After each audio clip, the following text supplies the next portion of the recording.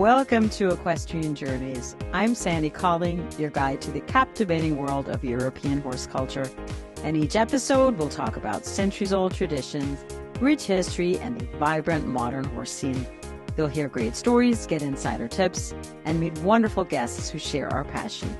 Whether you're planning your next adventure or exploring from home, Equestrian Journeys offers a unique perspective on equestrian and non-equestrian culture from all around Europe.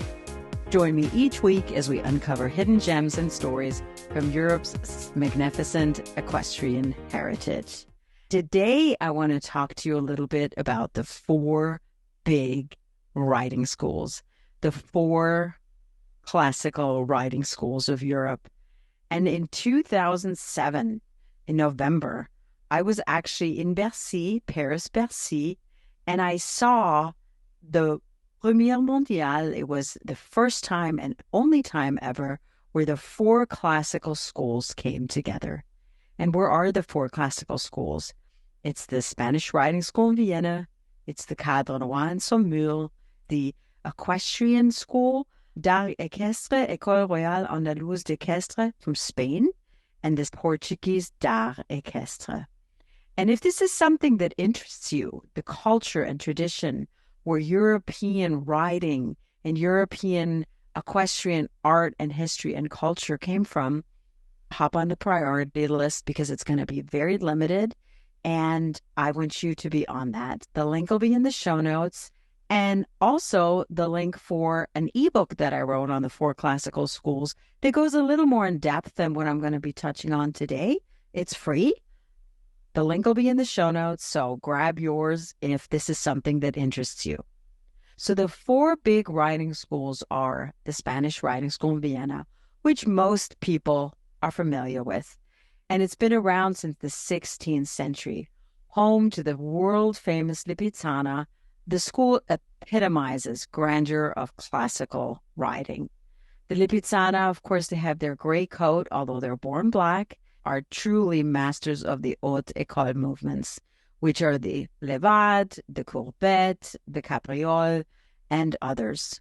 And we often see them perform in the pillars.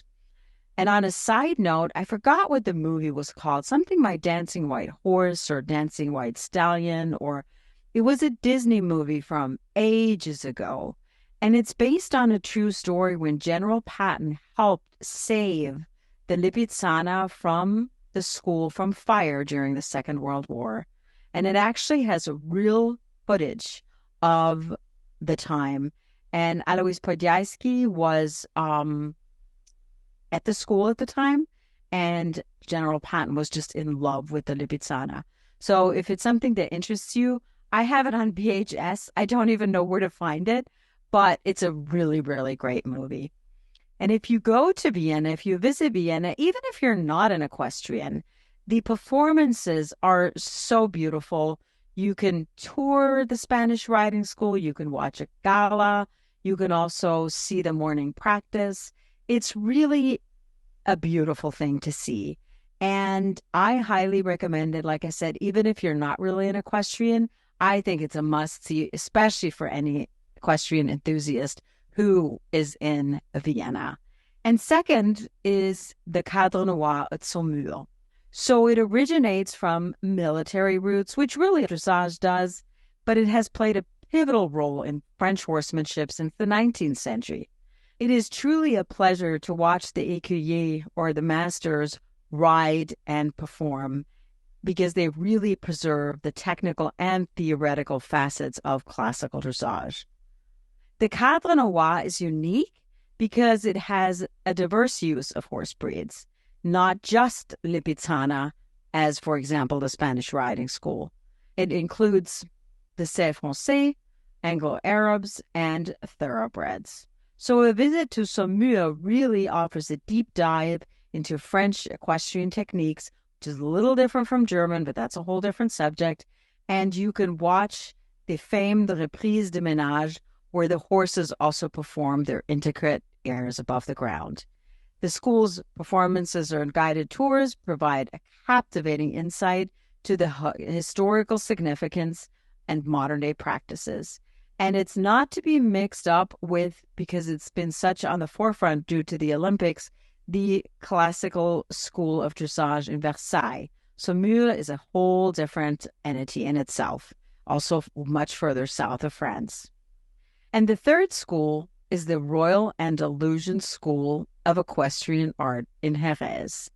And again, it is well known for their beautiful movements of the PREs, the Pura Raza Española, but we all know them as PREs, who have such graceful movements and are beautiful to see. You can also watch how the Andalusian horses dance. It's a show that's quite well known. And of course, the school is all about preserving traditional Spanish riding, and that is evident in their daily training and performances. As the other schools, you can visit the surroundings. The grounds are absolutely beautiful. They include a palace, botanical gardens, as well as an equestrian art museum. It's truly a cultural treasure. And again, not just for equestrians, it's a must-see if you're in Jerez, and it reflects the rich heritage of Spanish horsemanship. And fourth, last but not least, is the Portuguese School of Equestrian Art in Lisbon. It's a sanctuary for classical dressage and tradition, and it exclusively features Lusitanos. We all have become familiar with the beautiful Lusitanos, which are also used in bullfighting, not my favorite thing. The school traces back to the 18th century with roots in the royal stables of Belém, not sure how you pronounce it. But it also has beautiful public performances as well as some educational programs. Visitors can also witness, as with the other schools, the airs above the ground and learn about the cultural significance of these traditions that are truly rooted in the Portuguese equestrian heritage. Each one of these schools is not only an institution of equestrian excellence, but really reflects on broader cultural trends as well as historical narratives of Europe. And each school, although they have the similar foundations, embody the unique heritage and values of their own country. And when you explore these schools, you'll get a profound understanding of how equestrian traditions have evolved alongside European history. So if you're planning a trip to any of these schools, all you need to know is that visitors can attend performances and guided tours. You can get tickets online at all four schools. They're open to performances, to tours. They have coffee shops, guided tours, and they're proud to share their beautiful horses and the culture and tradition.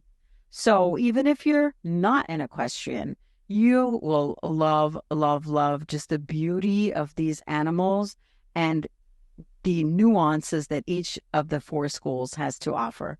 So if you're in one of these cities, Lisbon, Jerez, Vienna, or Saumur, or even Versailles outside of Paris, if you want to go see the other school, you will not be disappointed. I highly recommend going to one or all of them. Who knows, maybe one day, but I haven't heard anything happening anytime soon. It would, of course, be great to see all four schools together like I was able to in 2007. But if not, it'll give you an excuse to travel to these great European cities. And like I said, if you like to learn about European, equestrian, and non-equestrian history, culture, and traditions, hop on my priority list because I have a special something coming for you in the near future. Seats will be very limited, and I'd love to share it with you. And of course, next June, we're going to Ireland, and we'll be going to Germany as well in 2025, and most likely France. And this may be your opportunity to go visit Saumur. This wraps up another episode of Equestrian Journeys. Thank you so much for joining me today. And if you enjoyed our journey, please share it with a friend who loves horses or travel. Don't forget to subscribe to Equestrian Journeys on your favorite podcast platform so you never miss an episode. And for more content, travel tips, and beautiful images from our equestrian adventures, visit the website linked in the show notes. If you have any questions or suggestions for future episodes, I'd love to hear from you. So hop on that priority list and grab your free ebook. Look in the show notes. It's all there. So until next time, keep your passion for horses and travel alive.